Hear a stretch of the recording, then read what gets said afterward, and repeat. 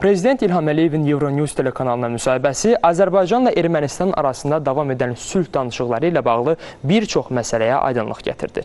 Dövlət başçısının həm Ermənistana, həm də Qarabağ ermənilərinə mesajları regionun lider dövləti Azərbaycanın bölgədəki sabitliyinin də əsas qarantı olduğunu bir daha təsdiqləyir. Dünyanın bir çox ölkələrində separatizmin yol verilməz olduğu kimi Azərbaycan da öz ərazisində bu meyillərə dözümlü yanaşmayacaq. 30 ilə yaxın ATƏT-in Minsk qrupu ilə status quo-nu qorumağa çalışan qüvvələrin yaratmaz fəaliyyətinə baxmayaraq, Cənubi Qafqazda ədaləti bərpa edən də məhz Azərbaycan oldu. İndi isə əsas hədəf Ermənistanla sülh sazişinin imzalanmasıdır. Bu dəfə də sükanı idarə edən tərəf rəsmi Bakıdır. Prezident İlham Əliyevin Euronews telekanalına müsahibəsində gündəmdə aktual olan məsələlərə toxunması bu hədəfə xidmət edir. Dövlət başçısı Azərbaycanın istənilən xoş niyyətli vasitəçiliyə hazır olduğunu bir daha bəyan etdi. 1992-ci ildən etibarən hələ işğal dövründə danışıqlar apardığımız zaman Avropa İttifaqı vasitəçilik prosesinin bir hissəsi olmayıb. Bu, Avropa İttifaqı Şurasının prezidenti Charles Michelin təşəbbüsüdür.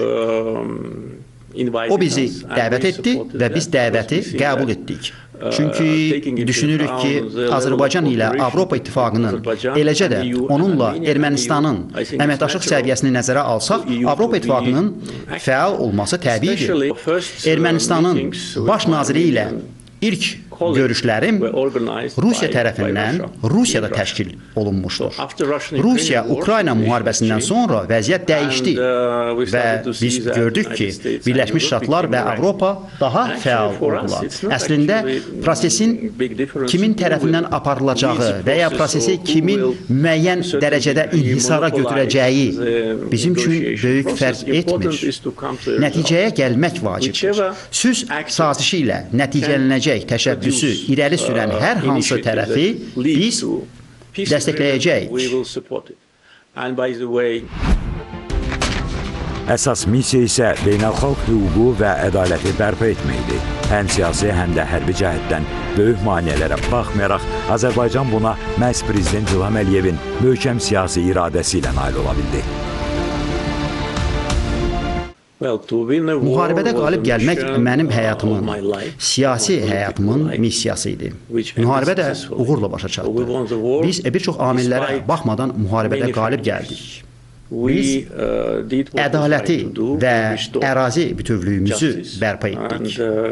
Biz öz torpağımızda vuruşduq. Biz Ermənistanın torpağında savaşmadıq və biz zəfər çaldıq. Beləliklə, bu artıq tamamlanmış bir nömrəli missiya idi. İndi isə biz sülh haqqında danışırıq. Azərbaycan Ermənistanla sülh istəyir və rəsmi Bakının hər hansı bir dövlətə qarşı ərazi iddiası yoxdur. Lakin bütün məcburi köçkünlər, o cümlədən Qərbi Azərbaycanlıların öz yurtlarına qayıtmaq hüququ var. Bütün bunlar tarixin qara səhifəsini bağlamaq üçün əsas vasitələrdir. Prezident İlham Əliyev Qarabağ ermənilərinə də xəbərdarlıq etdi. Dövlət başçısının sözlərinə görə erməni sakinlər Xankəndidə hakimiyyəti ələ keçirən qondarma rejimin girovuna çevrilməməlidir.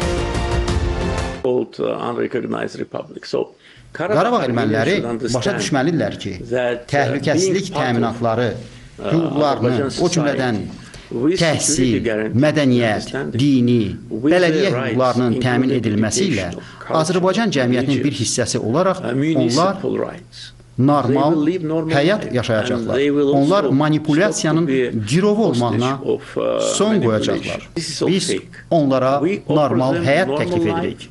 Düşünürəm ki, onlar mənə qulaq assalar başa düşəcəklər və bilirlər ki, mən sözümə əməl edirəm.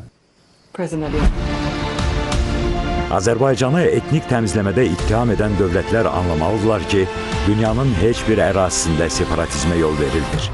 Ukraynada, Gürcüstan, Kataloniyada və digər ölkələrdə separatizmə qarşı həmrəylik nümayiş etdirən Qərb, eyni siyasəti Azərbaycana da tətbiq etməlidir. Rəsmi Bakı, Qarabağ ermənilərinin humanitar məqsədlər üçün Laçın nəzarət buraxılış məntəqəsindən keçidinə imkan yaradır. Bu məntəqədən hərbi texnikanın keçidinə, O cümlədən separatizmə heç bir halda şərait yaradılmayacaq. Rüstəm Mikayılzadə, Elnur Orucov, ASTV Xəbər.